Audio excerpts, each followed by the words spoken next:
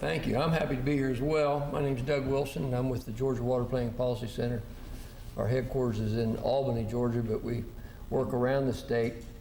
And I'm a poor substitute for somebody, I don't know whom, but the lady there at the end is responsible for me being here, so the next 20 minutes is on her.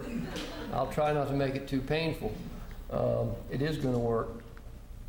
Today's discussion is going to be, again, about Georgia, much as Dr. Brown's was. We want to talk about what Georgia's current water issues today. We want to talk about what the catalyst have been for the action that's being taken. We're going to talk about the action, the state's response to the events that have unfolded in the past several years, and what the possible outcomes could be. In Georgia, we've got three basic hot spots, if you will, for water issues. Here in Atlanta, it's driven by population growth. Over on the coast, around the Savannah area, we have a saltwater intrusion issue. Down in the southwest corner of the state, we'll see that we've got a heavily irrigated area that has caused some concern. The problems came on us relatively quickly. In 1960, there were less than 4 million people in the state, and we had no irrigation in the state of Georgia, agricultural irrigation on a large scale. And then by 2003, population is somewhere around 8.7, and we had 21,000 plus major irrigation systems in the state. And that number is leveled off now, but it's probably 1.9 million acres or something like that.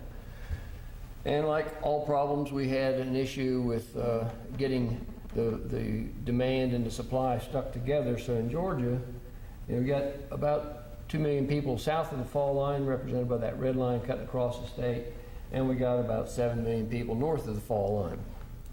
Now, that's where the people are. The water, on the other hand, we've got an awful lot of groundwater in the southern part. It's sedimentary rock down there, and you got a lot of aquifers.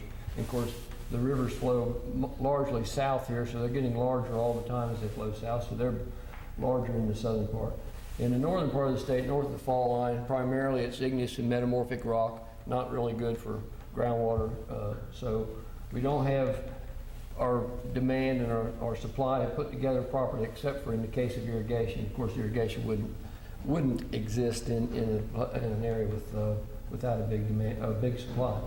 This is just a map, just kind of gives you an idea of where surface and groundwater is. The black dots are surface water withdrawals, red dots are groundwater withdrawals. You see the fall line there. Mostly surface water north of the fall line, mostly groundwater south of the fall line. And again, we got few people, but an awful lot of irrigation south of the fall line. And we've got a lot of folks and almost no irrigation north of the fall line, 60,000 acres or so. So that's what we had. Here's our agricultural permits, and you can see it's red and black again are the various sources, ground and surface. In this slide it's reversed. I need to change that in the future. But the southwest corner, the Florida aquifer is essentially under the surface. It's really prolific. The ground is flat. It's a big agricultural area. So we've got 800,000 acres, I think, irrigated in the Flint River Basin down there. That's a bit of a cause for concern. I didn't mention saltwater intrusion. I didn't have a slide about it. The reason is the population growth and the adoption of irrigation, a widespread adoption of irrigation, have all happened since 60, 70 along in there. The saltwater intrusion issue over at the coast resulted from decades and decades and decades, reaching back into the 20s,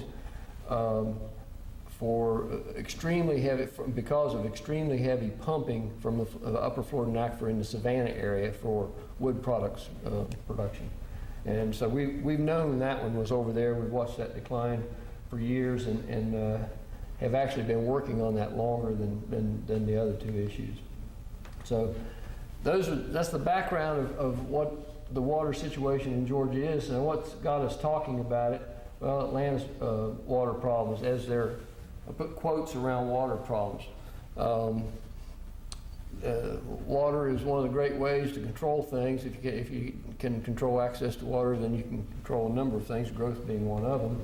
And so we've got water problems in Atlanta. But here's what people refer to when they point to water issues in Atlanta. The supply is the same. It's the Chattahoochee River by and large in the Atlanta metro area. That's its sole source supply. That's an issue. It's not getting larger. It's not getting smaller. Basically, it's the same.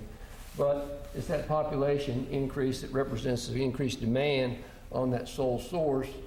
We've been reluctant, I guess is a safe word, to augment supply, to enhance supply in any way. We've just basically still been taking it out of the river. And at some point, if you project the line out to 2030 and we're at, I don't know, 8 million people in the metro area or whatever it's supposed to be, it's a large number. The supply stays the same.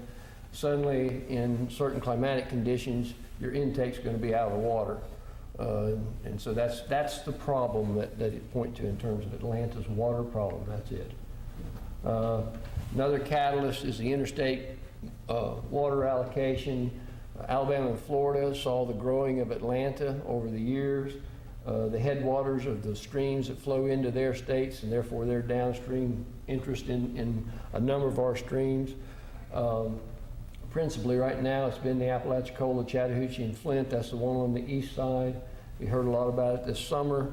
Florida screaming that they needed additional water for sturgeons and mussels, I think. And so the Corps of Engineers been making releases from Lanier. Georgia retaliating, saying that oddly enough that people are more important than mussels. When they deal with this intrastate, mussels are more important than people. When they deal with this interstate, it seems like it's the other way around.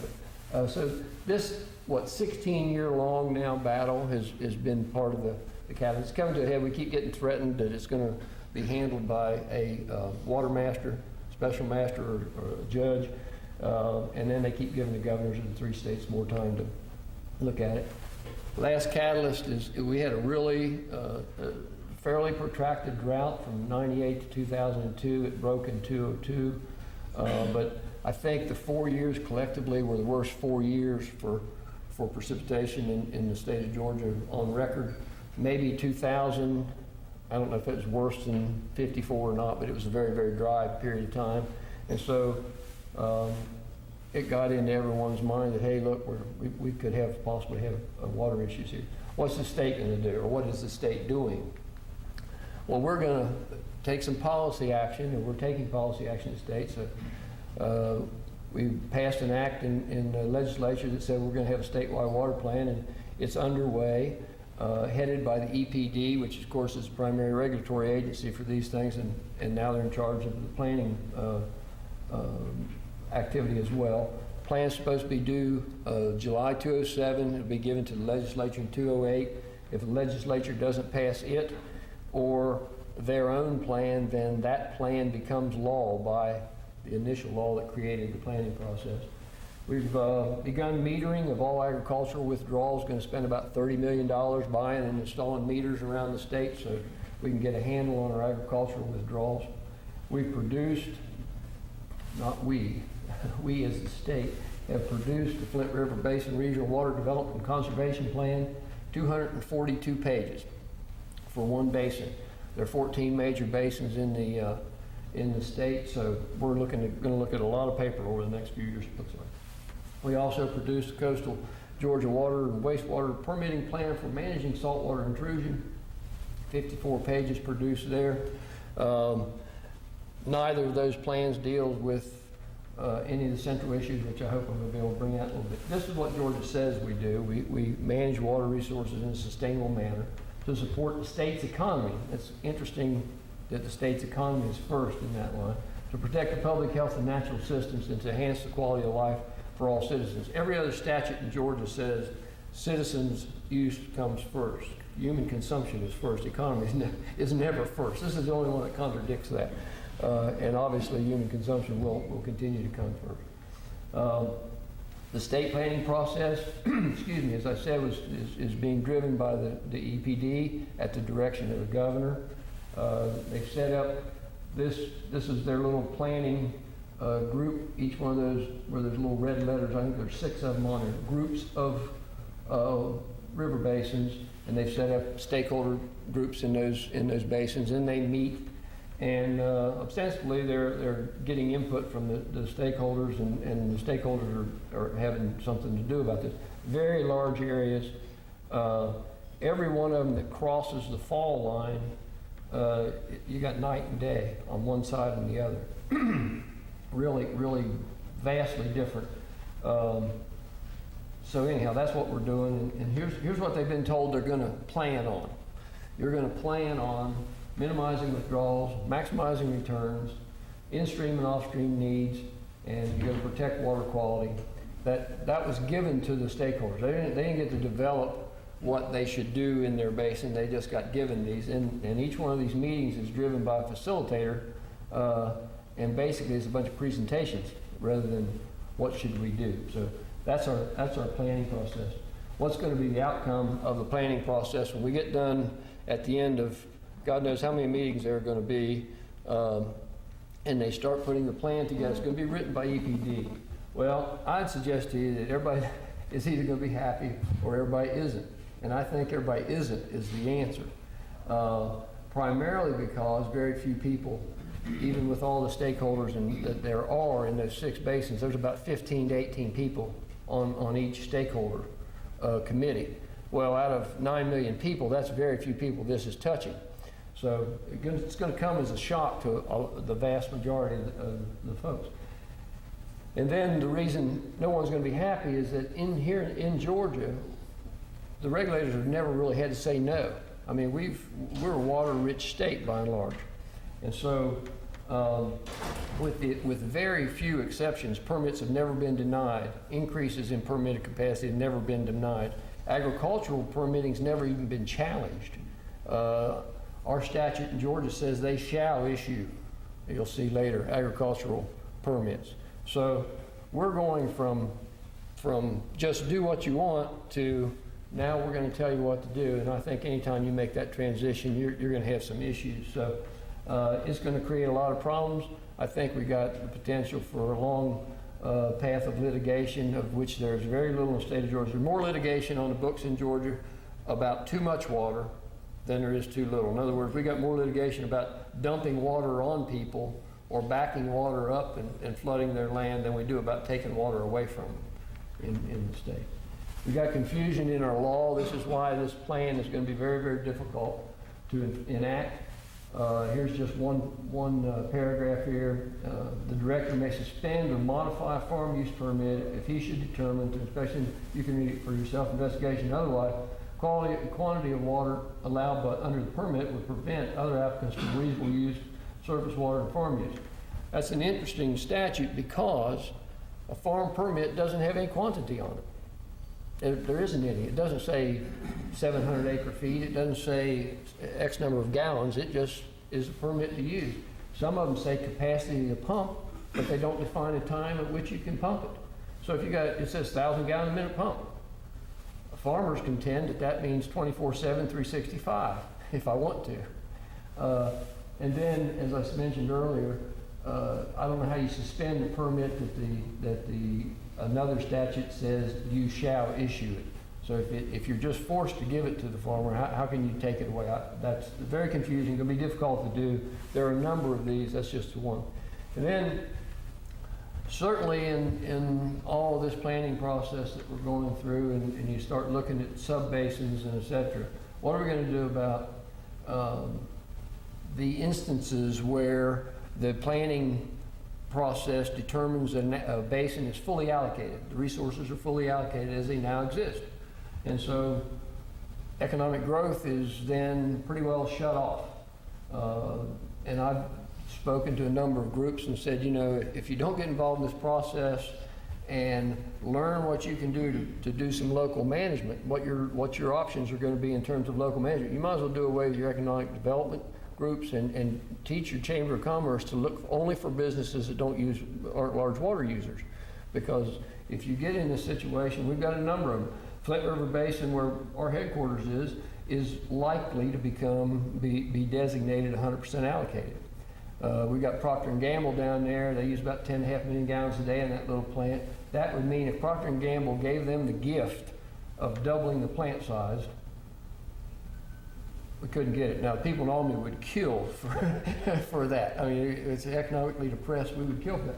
It's very likely that decision process, the decision-making process, not likely, it's certain now, will come through Atlanta over here at the EPD headquarters, and the local folks won't have a thing to say about it. So we're headed toward that. What can we do as Georgians? What can we do? You know, we get involved. These stakeholder committees are made up of a lot of it, the environmental concerns. They're there. They're people that attend these meetings. Then there's a few folks picked, industry, that are friendly to the regulatory community, or that at least know the regulatory community, and they don't get to know the folks that aren't friendly to them that much. So we need to go to these meetings and learn what's taking place. Support maximum utilization of available resources. I'm going to show you a slide. It's not very scientific. I'll show you one in a minute that speaks to that. But if you recall those tenets, those 4 tenets: maximizing returns, minimizing withdrawals, etc. There wasn't anything in there about maximizing utilization of the resource. There wasn't anything about stretching the resource. There wasn't anything about augmenting the resource. Got to support investment in supply augmentation. I mean, we're a water-rich state. I would submit that any water management district in Florida, for instance, spends more monthly than the state of Georgia spends annually on water issues. And I think I could probably back that up with actual mathematical fact, accounting. And we got to support decentralization of the management of these water issues. We got to do it on the basin level, on the aquifer level, on some level other than statewide, where every decision out there in the world comes to the Floyd Towers downtown and then goes back out, particularly in agriculture. The Environmental Protection Division has had a difficult time tracking 567 municipal permits in the state. I mean, that's how many there are. There's 21,000 ag permits, and they're not located in anybody's town. So how you would, and a lot of those ag permits, individual ag permits, pump more than a lot of those municipalities do out there. And it's just not good. That part's not going to work. And then I haven't spoken about riparian rights. Georgia's supposed to be a regulated riparian rights state with a reasonable use doctrine over the top. I'd submit to you the way things are going right now that our riparian rights, if you want to use more than 100,000 gallons a day in Georgia, it limits you to the right to ask for a permit.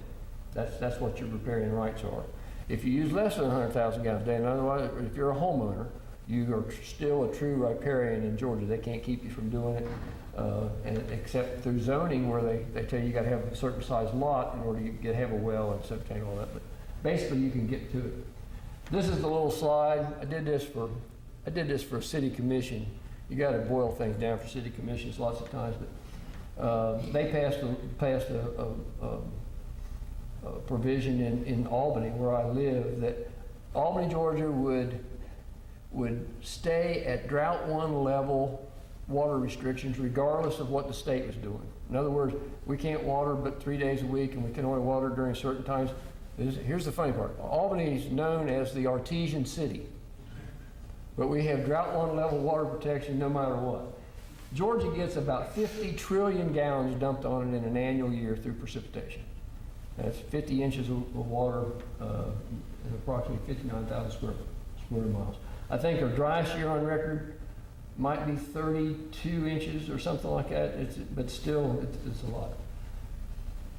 This is basically the scale. Now, that little white drop is total surface and groundwater too. 50 trillion gallons now is just precipitation. It's not counting what's stored in groundwater.